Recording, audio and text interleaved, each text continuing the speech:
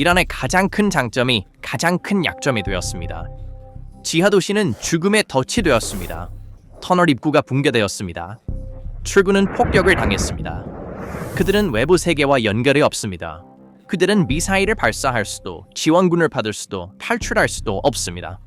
이제 공포의 물결이 지하를 휩쓸며 100만 명에 달하는 이란 군대를 집어삼키고 있습니다. 군대의 거의 3분의 1이 본부 지하에 완전히 갇혀 있습니다. 이란은 이 순간을 위해 40년 동안 준비해왔습니다. 그들은 산의 터널을 팠습니다. 수백 킬로미터의 지하 통로를 건설했습니다. 수천 개의 미사일, 발사대, 탄약고, 지휘센터를 80에서 90m 지하에 묻었습니다. 그들은 이것을 미사일 도시라고 불렀습니다. CSIS 보고서에 따르면 이란은 최소 20개에서 30개의 대규모 지하 미사일 기지를 보유하고 있습니다. 이란은 미국과 이스라엘에 대해 지하 도시에서 안전하다고 느꼈습니다. 이란의 계획은 간단했습니다. 전쟁이 발발하면 미사일은 안전하게 지하에 남아있다가 발사할 때가 되면 나와서 발사하고 다시 숨는 것이었습니다. 정권은 이에 대해 매우 확신하여 국민들에게 5년간의 장기전에 대비하라고 촉구했습니다.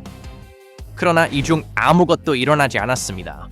2026년 2월 28일 전체 상황이 악몽으로 변했습니다. 이란 군대의 지하본부는 단 일주일 만에 지옥으로 변했습니다. 이 계획에는 치명적인 결함이 있었습니다. 미사일을 지하에 묻음으로써 이란은 그것들을 고정된 목표물로 만들었습니다. 게다가 미사일을 발사하기 위해서는 지상으로 나와야 했고 그것이 가장 취약한 순간이었다. 그리고 그들이 지상으로 나오는 순간 미국과 이스라엘 항공기가 상공을 맴돌고 있었다. 두 번째 치명적인 실수였다. 2025년 12일 전쟁 후 테헤란은 시설을 더 깊은 지하로 옮기고 재건하며 이제 우리는 안전하다고 생각했습니다. 그러나 이것은 다음 공격에서 더 큰 폭탄이 사용될 것임을 의미했으며 실제로 그렇게 되었습니다.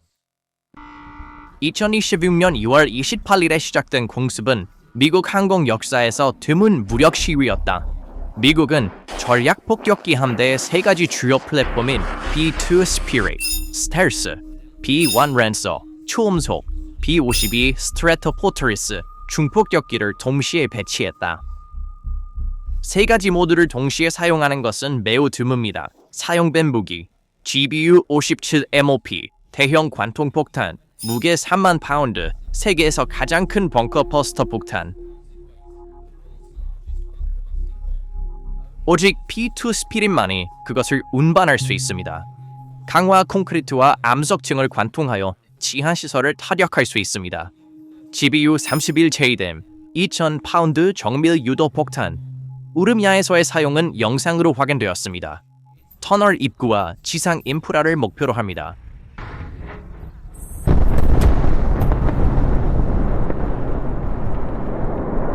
B-52 스트래토포트리스 폭격기가 바다 건너 이란을 공격하기 시작했습니다. 이 거대한 플랫폼들은 융단 폭격 능력으로 대규모 지역에 탄약을 퍼부어 터널 입구와 주변 인프라를 체계적으로 파괴했습니다. 트럼프 대통령은 테헤란에서의 B-2 폭격기 작전을 충격과 공포라고 묘사하며 모든 것이 파괴되었다는 메시지를 전달했습니다. 워싱턴은 더 이상 그 어떤 힘도 억제하지 않았습니다. 공격 전략은 두 단계로 이루어졌습니다. 첫 번째 단계에서는 감시 항공기와 무장 드론이 기지 상공을 계속 선회하며 드러난 발사대와 미사일을 즉시 타격했습니다. 발사하기 위해 나타난 모든 램프는 몇 분 안에 파괴되었습니다. 2단계에서는 중폭격기가 벙커 버스터 탄약으로 터널 입구, 출구 및 지원 인프라를 타격하여 인원과 장비를 지하에 묻었습니다. 브래드 쿠퍼 제독은 중동에서 미국이 1,700개 이상의 목표를 타격했다고 발표했습니다. 공개 출처 정보 보고서에 따르면 이란의 미사일 비축량과 무인 항공기 탄약의 상당 부분이 파괴되었지만 이는 빙산의 일각에 불과했습니다. 이란은 가장 중요한 지하시설을 모두 잃었습니다. 알마 연구센터의 분석에 따르면 이란의 4개의 가장 큰 탄도미사일 기지가 호요하는 사자작전의 첫 48시간 동안 심각한 피해를 입었습니다. 호르무즈간 주에 코르고. 이 중거리 탄도미사일 기지는 2025년 6월 작전에서 목표로 삼지 않았습니다. 2026년 3월 1일 현재 최소한 3개의 지원 구조물이 파괴되었습니다. 이 기지는 지하 발사 능력을 위한 사일로를 보유하고 있습니다. 이스파한, 2025년 6월에 지상에서 심각한 피해를 입었고 재건되었습니다. 2026년 3월 1일 기준으로 재건된 구조물 중 적어도 하나가 다시 파괴되었습니다. 레이어의 분석에 따르면 발사대에서 발생한 큰 폭발과 손상된 미사일 제어 건물이 보였습니다. 호라마바드, 로레스탄주. 2025년 6월의 표면이 심각하게 손상되었습니다. 기지 입구 근처에 새로 건설된 터널 네트워크의 지원 지점이 3월 1일 공습의 표적이 되었습니다. 지하 발사 사일로도 있습니다. 타브리즈, 동가제르바이잔주. 2025년 6월에 심각한 피해를 입었습니다. 지난 48시간 동안의 공격으로 지하 터널 네트워크의 입구와 지지점이 심한 폭격으로 매몰되었습니다. 반토르 위성 회사가 촬영한 이미지가 더 넓은 그림을 보여줍니다. 코나락 군사단지, 해군기지 항구에서 배가 침몰했습니다. 인근 건물들이 파괴되었습니다. 드론기지의 구조물들은 완전히 파괴되었습니다. 항공기 경납고가 손상되거나 붕괴되었습니다. 시라즈 남부 미사일 기지, 레어의 분석에 따르면 월요일에 촬영된 이미지에서 미사일이 손상되어 연료가 누출되고 있으며 다른 여러 발사대가 폭발하여 협곡을 따라 화재가 번졌습니다. 붉은 연기, 질산 연료 누출, 케르만시아 미사일 기지, 터널 입구와 주변 도로가 미국의 대형 폭탄에 맞았습니다. 레어, 터널 입구 양쪽에서 벙커 버스터 탄약의 잔해가 보입니다. 입구가 붕괴되었는지는 불분명합니다. 나탄즈 핵시설. 국제원자력기구는 나탄즈의 핵연료 농축시설 입구에서 최근에 일부 손상을 확인할 수 있었다고 발표했습니다. 방사선 영향은 예상되지 않는다고 덧붙였습니다. 이스파한 가디르 미사일 시설. 이스라엘 방위군은 이스파한의 대규모 가디르 탄도 미사일 생산 및 저장 시설을 공격했다고 발표했습니다. 이 공격은 기존의 탄약뿐만 아니라 미래의 생산 능력도 목표로 삼았습니다. 데즈풀 탄약고. 공습의 결과로 심각한 2차 폭발이 발생하여 목표 지점이 중무기로 가득 차 있었음을 확인했습니다. 3월 3일 기준으로 위성 이미지는 약 12개의 미사일 기지가 미국 또는 이스라엘의 공습으로 손상되었음을 확인했습니다. 공격은 주로 남쪽에서는 미국에 의해, 북쪽에서는 이스라엘에 의해 수행되고 있습니다. 우리가 처음에 설명한 그림에 대해 좀 더 자세히 설명해 보겠습니다. 이것이 이 작전의 가장 극적인 측면이기 때문입니다. 분석가들은 이란의 지하기지에 20만에서 30만 명의 군사 인력, 전개 혁명수비대 부대, 미사일 운영자, 기술자, 방공팀, 지휘 직원, 물류 인력이 배치될 수 있다고 추정합니다. 이란의 총 군사력이 약 96만 명으로 추정된다는 점을 고려할 때 이 숫자는 거의 3분의 1이 지하에 있다는 것을 의미합니다.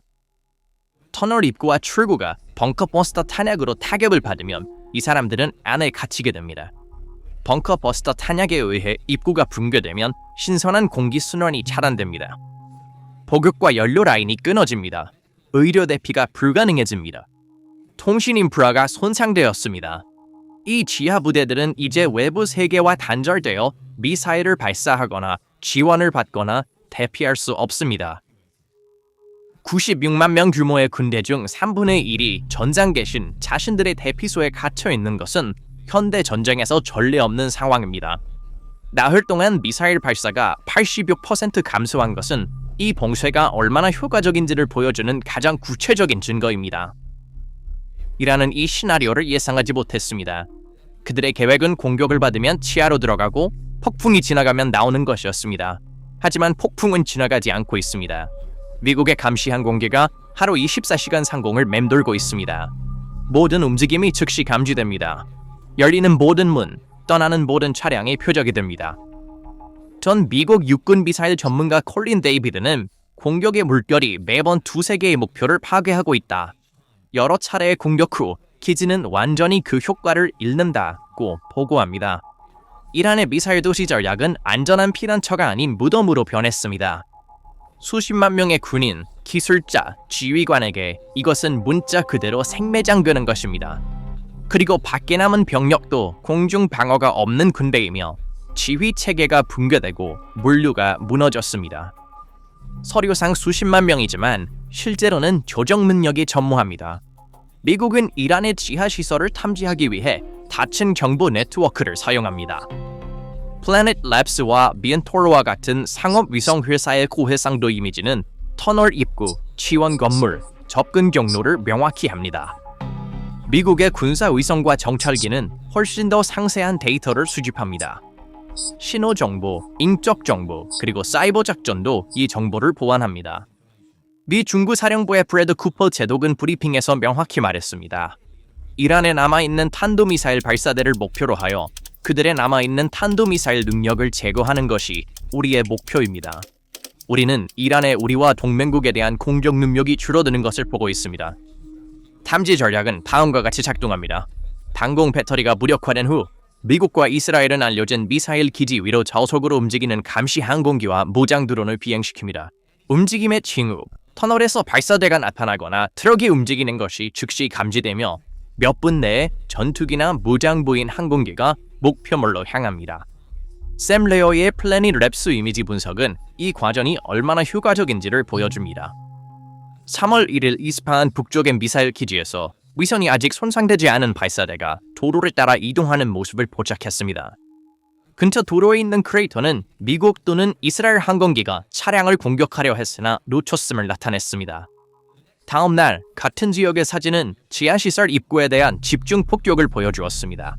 그래서 이란은 발사대를 이동하려 했고 탐지되었으며 놓쳤고 다음 날 전체 시설의 입구가 폭격당했습니다.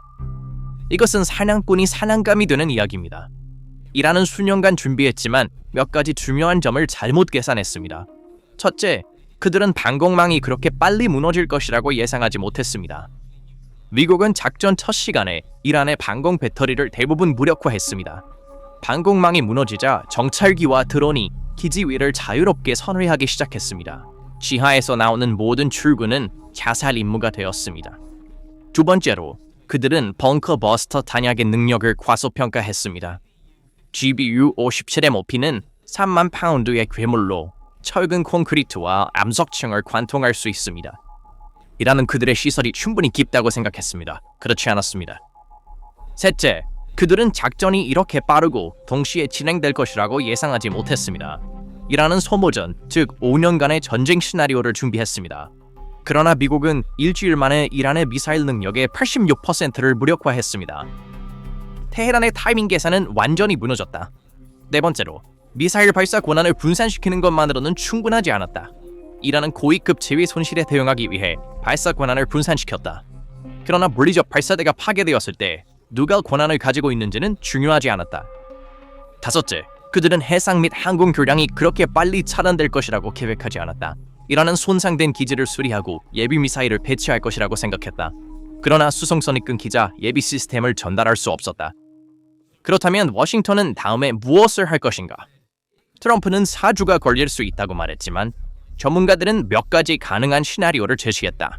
시나리오 하나, 공중 우위를 통한 지속적인 압박으로 지상 작전 없이 공군력으로 이란의 군사 능력을 완전히 무력화하는 것이다. 현재 작전은 이 방향으로 진행되고 있습니다. 미사일 기지, 해군, 공군 기지, 그리고 핵 시설이 체계적으로 표적이 되고 있습니다. 시나리오 2, 정권 교체. 내부 반대 세력을 지원하고 쿠르드족과 다른 민족 집단에 무기를 제공하며 경제적 압박을 증가시켜 정권이 내부에서 붕괴되도록 유도합니다. CIA가 쿠르드족에 무기를 제공하고 있다는 주장은 이 시나리오를 가리킵니다. 시나리오 셋, 협상 강요. 테헤란을 협상 테이블로 끌어낼 만큼 군사력을 약화시킨다.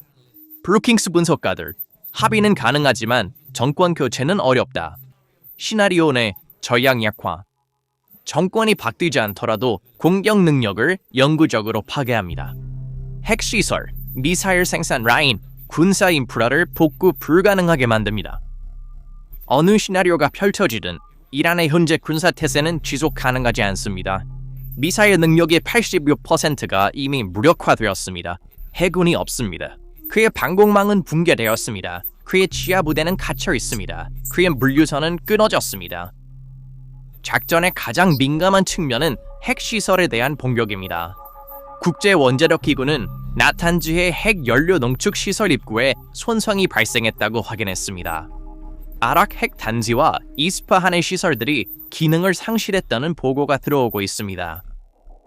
이는 수년간의 핵 협상과 외교적 압박에 실패한 이란의 핵무기 능력 방지가 이제 물리적 수단을 통해 시도되고 있음을 의미합니다. 2025년 6월 미드나잇 해머 작전은 포르도를 공격했지만 이란은 그것을 재건했습니다. 이번에는 목표가 다릅니다. 시설뿐만 아니라 입구, 터널, 지원 인프라, 인력, 생산 능력까지 영구적으로 파괴하여 재건이 불가능한 수준의 피해를 입히는 것입니다. 40년 동안 이란은 산속에 파고들었습니다. 수천 개의 미사일을 저장했습니다. 수십만 명의 군인을 지하에 배치했습니다. 우리를 공격할 수 없다고 말했습니다. 일주일 만에 모든 것이 변했습니다. 터널 입구가 붕괴되었습니다. 미사일 발사대가 지상에 드러났을 때 타격을 받았습니다. 당군망이 무력화되었습니다. 해군이 파괴되었습니다. 비행전이 폭격당했습니다. 보급선이 끊겼습니다. 수십만 명의 군인들이 지하에 갇혔고 이는 군대의 3분의 1이었습니다. 밖에 남은 사람들은 지휘 체계가 붕괴되었습니다. 방공망은 사라졌습니다. 원류는 붕괴되었습니다. 이론상으로는 군대였지만 실제로는 조정 능력이 전무했습니다. 이란의 미사일 도시 전략은 그들이 신뢰했던 방패가 가장 큰 약점이 된 것으로 역사책에 기록될 것입니다. 월스트리트 저널은 이를 오만의 치명적인 실수라고 불렀습니다. 샘 레어는 한 문장으로 요약했습니다. 한때 이동 가능했던 것이 이제는 이동할 수 없고 더 쉽게 타격할 수 있다. 미사일 도시는 이제 무덤이 되었고 작전은 계속됩니다. 작전은 계속됩니다. 작전은 계속